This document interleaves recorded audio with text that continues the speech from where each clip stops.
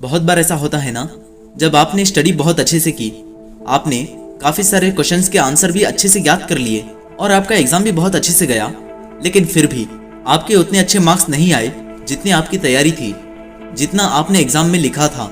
अब ऐसा क्यों होता है? आपको उतने मार्क्स नहीं मिलते जितना आपने क्वेश्चंस के आंसर लिखे हैं, बल्कि आपको उतने मार्क्स दिए जाते हैं जितना कि एग्जामिनर को आपका पेपर, आपके आंसर समझ में आते हैं।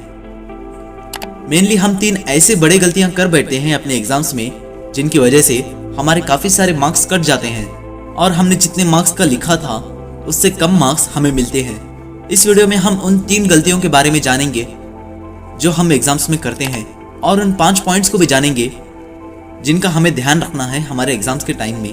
मिस्टेक नंबर 1 है not following question paper pattern.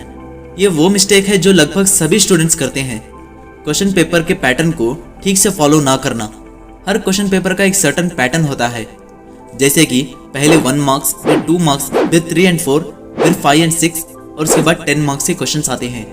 अगर इसी तरीके से हमने अगर नहीं लिखा तो हमारे लिए ही प्रॉब्लम होगी, क्योंकि एग्जामिनर के पास इतना टाइम नहीं होता कि वो हमारे पैटर्न को असेंबल करे और फिर हमें मार्क्स दे।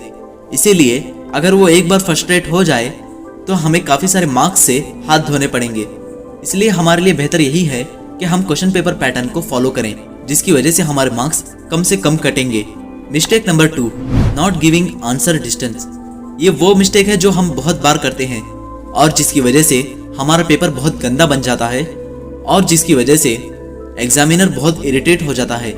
सोचो, एग्जामिनर के पास 2 स्टूडेंट्स के पेपर्स हैं, जिसमें से एक स्टूडेंट ने बहुत क्लीन एंड नीट हैंडराइटिंग को मेंटेन किया है अपने पेपर में और दूसरे ने बहुत जल्दी में अपने आंसर को लिख दिया है।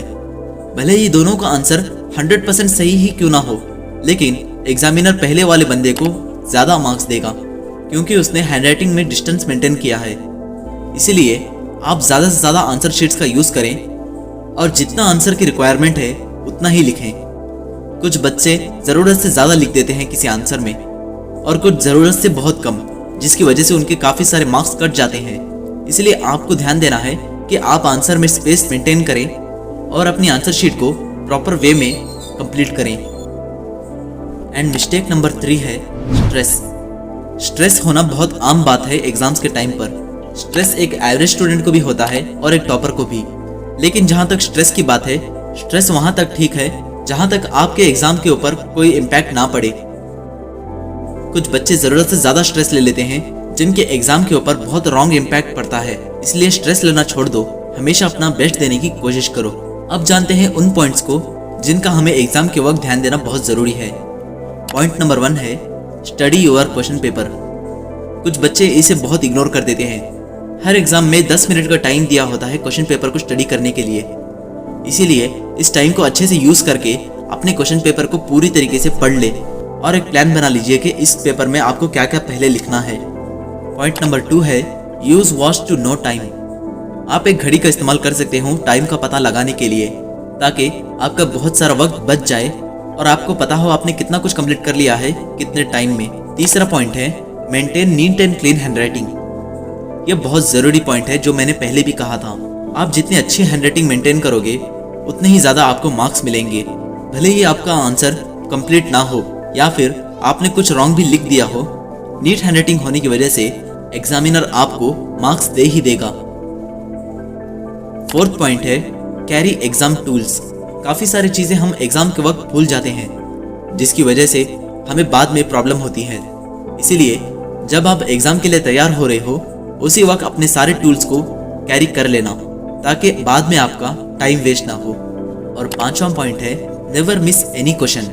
क्वेश्चन पेपर में कई सारे ऐसे क्वेश्चंस आते हैं जो आपको बिल्कुल भी नहीं आते, लेकिन आप उन्हें छोड़िए मत, क्योंकि अगर एग्जामिनर ये देखेगा कि आपने कुछ नहीं लिखा तो वो आपको बिल्कुल भी मार्क्स नहीं देगा। लेकिन आपने अगर थोड़ा सा भी रिलेटेबल उसमें कुछ लिखा है तो शायद आपको मार्क्स मिल ही जाएं। चलिए देखते हैं आपने इस वीडियो से क्या क्या सीखा। सबसे पहला पॉइंट था फॉलो पैटर्न पेपर। दूसरा पॉइंट था मेंटेन आंसर डिस्टेंस। तीसरा पॉइंट था ओवरकम स्ट्रेस। और वो 5 पॉइंट्स ये थे study your question paper, point number 2 use watch to know time, point number 3 maintain neat and clean handwriting, point number 4 carry exam tools, point number 5 never miss any question. I hope इस video में मैंने जो आपको समझाया वो आप अच्छे से समझ गए होंगे।